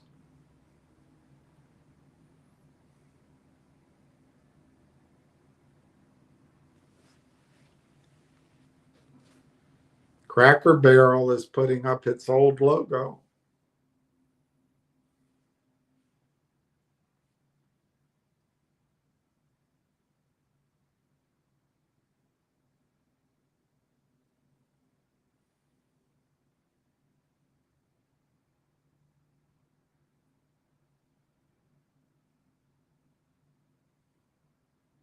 Hundreds of flights canceled in Newark Airport. That's not good. Maybe I'll be stuck in California until after the weekend.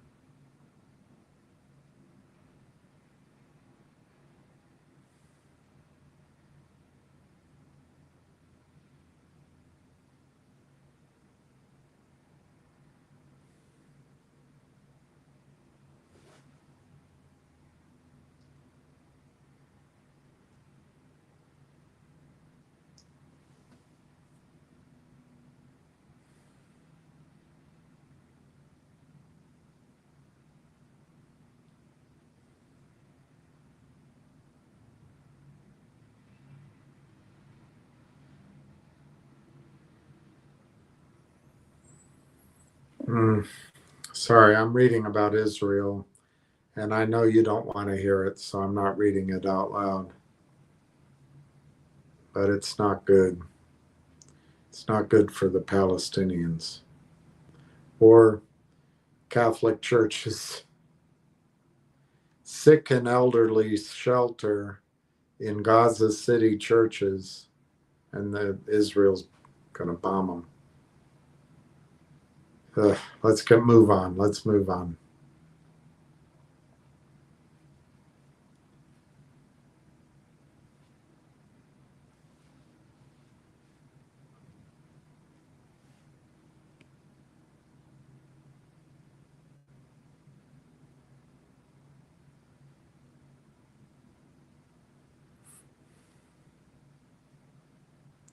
Let's see how. I'm just trying to see how this closes. Get you through the penultimate trading day in August. And then we'll make it to September. And I think things are going to look really good for Railtown stock price in September. All right, so how's the US Open? Sinner is crushing Popurin. Jacoby Brooksby it's basically tied.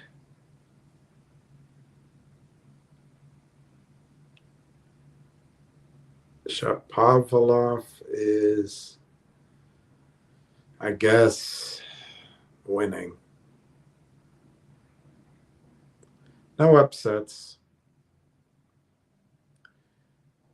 Draper pulled out, so that helps Sinner, of course. Everything's always good for Sinner.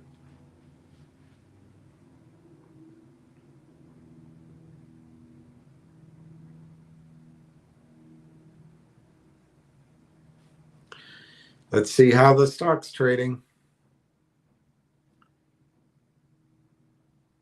Railtown is 49.93. Let's see if it can break 50 for the day.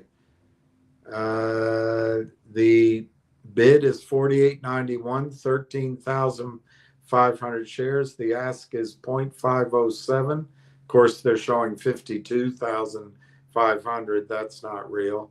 The volume is 126,000, and the last trade was 600 shares. But maybe it can break 50 cents by the end of the day. 20 minutes to go. Let's see if there's any strength in the other stocks. G-Bucks is up a penny. I wouldn't touch it. NVIDIA is coming back a bit. It's only down 77 cents. Man, it's trading a lot of shares, NVIDIA. NVIDIA is, well, no, it's not. It's just, what do you guys call that? I don't know what you call it. It's the same as the shopping tickers. You have a name for it. It's doing a lot of small trades is what it's doing. A lot of small trades. 100, 200, 380, 250, 100, 100, 500, 200, 100. So NVIDIA is, there's a word you guys use. I just can't remember it. Railtown is now bidding 50 cents. You guys are heroes. Railtown is bidding 50 cents, 3,000 shares. The ask is 50.507. The volume is 128. And last trade, 2,000 shares for 50.42.5042. Wow, we might get some action. Fast actin to actin.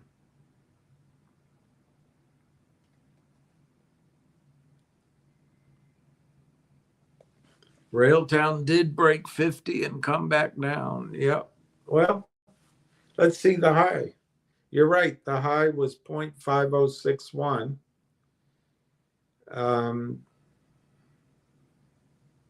Yeah, I mean, here's the thing, Northeast Iowa. If my read, and I think I'm right, by the way, otherwise I wouldn't be saying it. If they have good news coming and you're short, you don't want to be short over the 3-day weekend. No way in hell. I don't personally think that the acquisition of AI partnerships by Railtown that was announced February 11th is going to be concluded next week. Why? I have a very simple reason. Vacation. It's a 3-day holiday.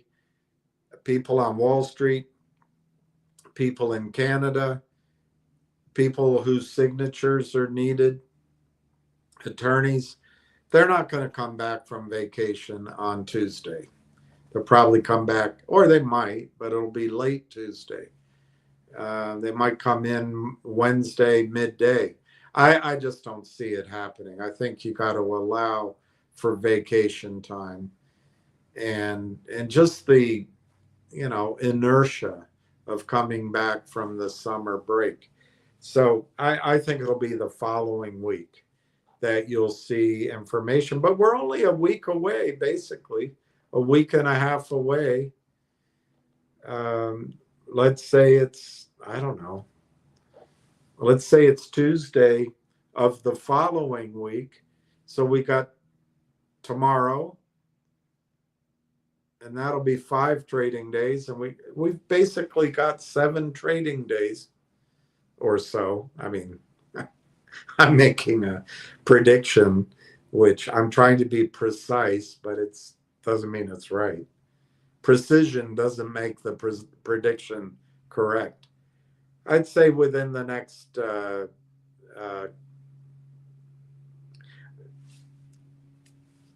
I'll say by the second week of trading in September, we should have that conclusion. That's what I say. Maybe it's September 15th, but we're very close to it.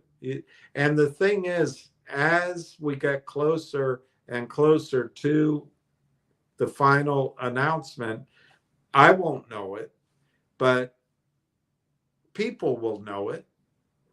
They'll tell friends, someone will leak it out, and you'll start seeing the stock price go up. And the shorts don't want to still be in it. So I think after tomorrow, Railtown stock is going to start clicking upward, slowly at first, and then at some point very dramatically. Anyway, we've got 15 minutes to go. It's 50 cents by 50 cents. It's 0.50 by 0.507. 3,000 by 52,500. 14 minutes to go. And, you know, everything's red that I can quickly look at, except for G-Bucks up a penny. You don't want to be in all those. Let me see what the Dow's up 76 cents, NASDAQ's up 135, S&P's up 23. The S&P is 6,500.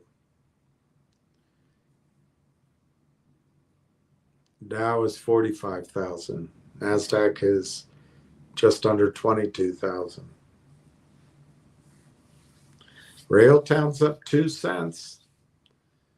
You've got to be feeling good about that. Railtown is up 2 pennies at 0.5042. They can't keep a good dog down. Hey, I'm Almost Legend. I didn't see you. What do you mean meme stocks? I don't know what you mean. I am Almost Legend. I just burst out laughing when you said we might get some action. Tough actin' to action. Isn't that a commercial? A TV commercial? I don't. You know I'm old when I quote old commercials.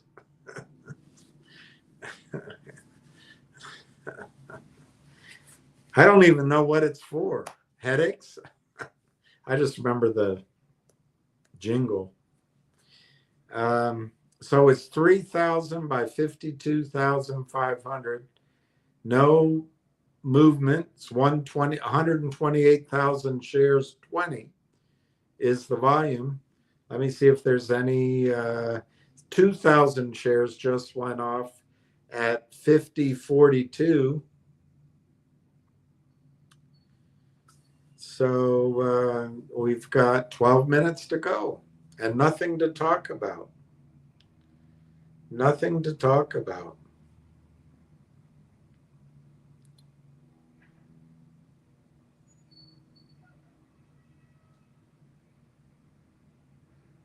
All right, autumn. The autumn wind comes rolling in from across the sea. It lingers there. It touches your hair. Come walk with me all summer long. That's great, Autumn. That is awesome.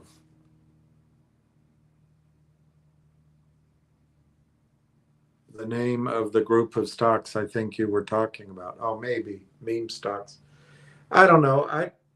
I guess you could call those all meme stocks. I think they're all shite stocks. They're all, now the criminals are getting active with, I think it's less than 2,000 shares. No, I was wrong. Somebody hit the bid for 3,000 shares at 50 cents. Nobody's selling, guys. Nobody is selling Railtown. Nobody associated with the company. No, none of the big investors is selling. And I don't think you're selling.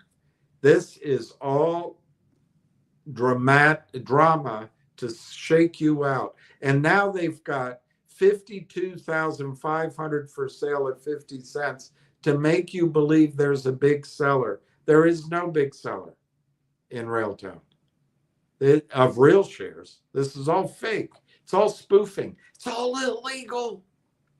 This is illegal. But it's allowed because it benefits the banksters. But anyway, don't worry about it. It's just here to scare you. And the reason I'm here is I don't want you scared. We just have to make it 2 more weeks. That's my opinion. By the middle of September, they'll finish that deal. Why? Because they think the same way the gentleman, I forget who asked me, they're thinking the same way. We better get this moving before the market changes. They're businessmen, businesswomen. They know that they need to act. So for 3,000 shares, they dropped the bid. Amazing. It's just amazing. It's criminal activity in live. Well, I guess slow motion, not live motion, slow motion.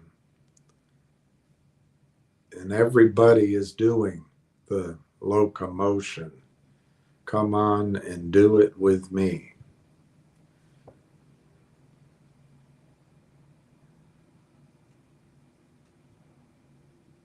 There used to be a place in DC called, it was in a bad part of town. It's not a bad part of town anymore. It was called Kilimanjaro. And I first went with a friend of mine from Merrill Lynch. He showed it to me, and we would go late at night. I saw, who's that in the coconuts? Why can't I remember names anymore?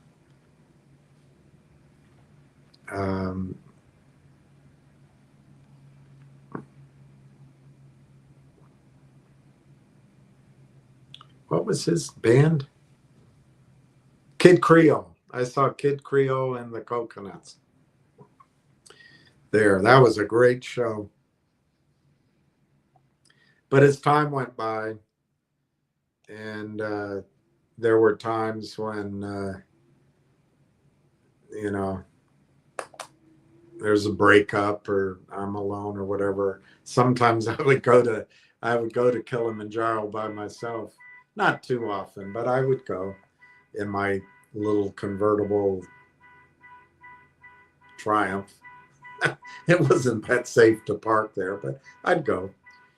But I remember getting there, and everyone's so nice. I'm not a dancer, but they would do the electric slide. And man, I couldn't do the electric slide, but all the women would bring me out on the floor and try to show me how to do it. I don't like that sound. It's annoying me. All right, last trade, 49.1. Let's see how many shares. 500 shares. So they did 500 shares at 49.1. That drops the bid down to 48.9, or maybe that's where it was, but now there's 10,000 shares bid for at 48.9. The ask is 50. They don't want this to close in the green for the day. We have 6 minutes to go. The volume's 131,520 shares. Now the bid is, well, I guess it changed. It's 10,000 at 49 cents. So it's slightly up, 49 cents. The ask is 50 cents.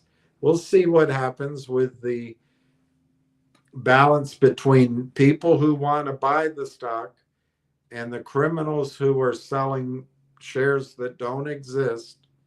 Let's see what happens. 10,000 by 52,500. 40, now 20,000 to buy at 49 cents. 20,000. I believe that's real. The selling isn't real.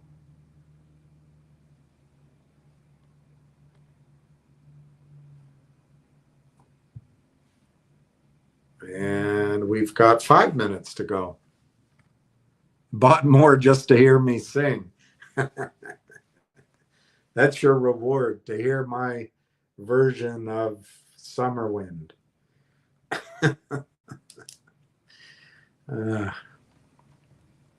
all right, Michael Haight buying another 400 shares. That's awesome. That's how to be, Michael. That's how to be. That is exactly how to be. Good for you.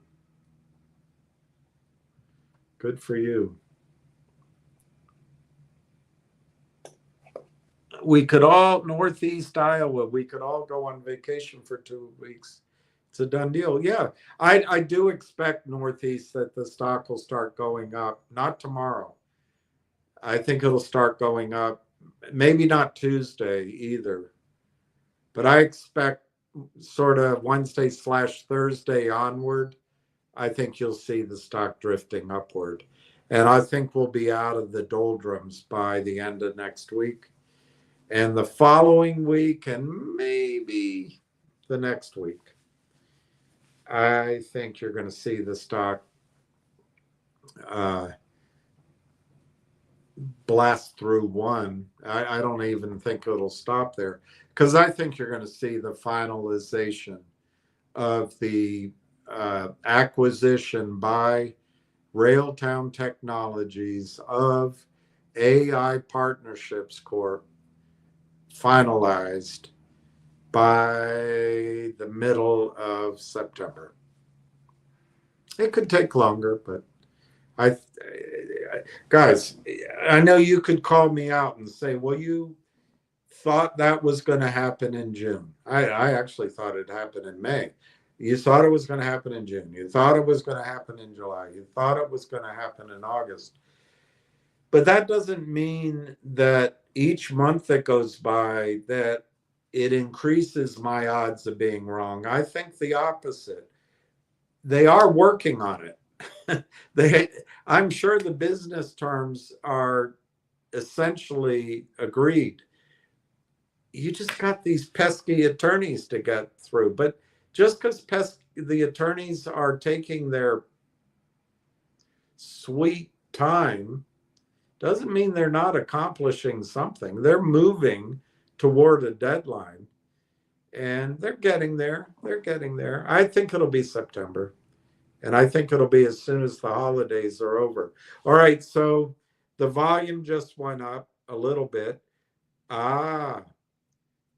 Someone sold 10,000 shares, but someone bought 10,000 shares at 49.5. 49.5. So they're trying, with all their strength, they're trying to make this go flat to red by the end.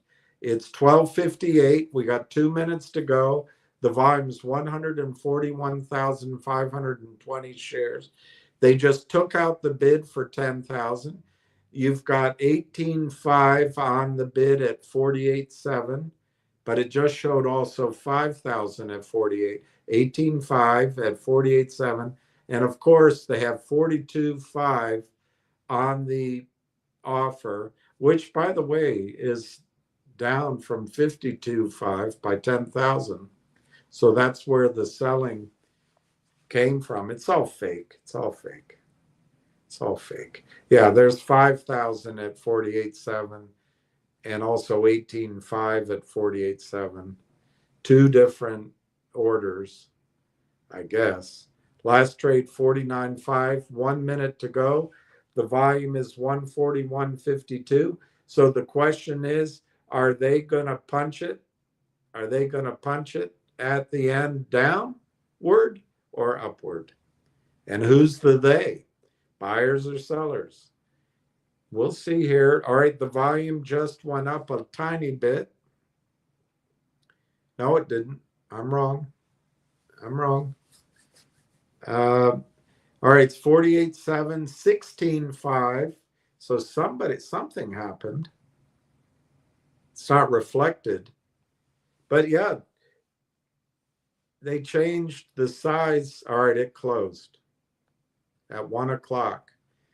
They closed it here up a penny, at 49.5, and immediately, extra hours, they dropped it down slightly, just so that on your screen you see red.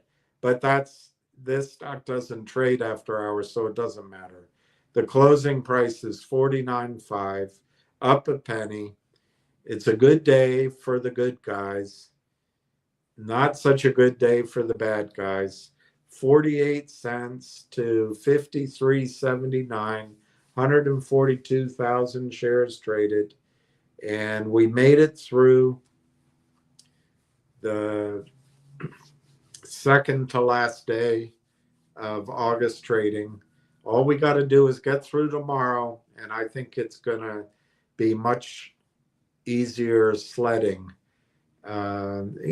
Tuesday morning might be tricky, but by Wednesday, Thursday, I think it's going to be much easier sledding for your position of Railtown. I commend each of you that you've hung on. These, it looks like 1, 2, 3, 4, 5, 6 people have added. I think that's brilliant. I'll get that total in there. And let's see what. Yeah, there's no good news anywhere else. Let's see what NVIDIA did.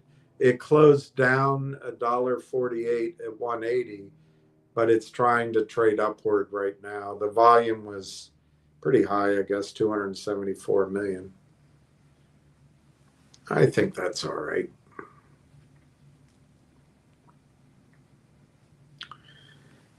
Steve says, I just want a penny a day. I'm not greedy. Well, yeah. A penny a day for the next 2 weeks. Wouldn't be bad. I think you're going to see what's annoying with Railtown is your only source of information, other than if you go to where because I keep trying to show you where I'm getting my information. Your only source of information right now is me. And the big buyers that I think will come in, and the knowledgeable buyers, they're precluded from buying. And then there's all this manipulation by the criminal element in the markets. And so it's frustrating, but it's about to come to an end. And, it's taken longer than I thought, but I still think it was correct to be in Railtown earlier than today, because you don't know that it could have been higher. I didn't know that they wouldn't get it done by now, although I really thought August would be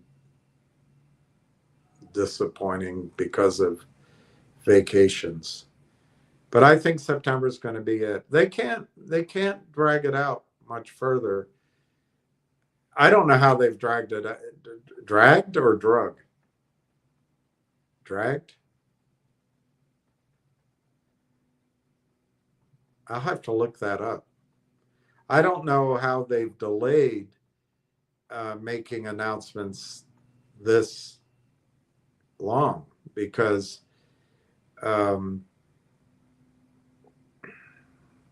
September 11th will be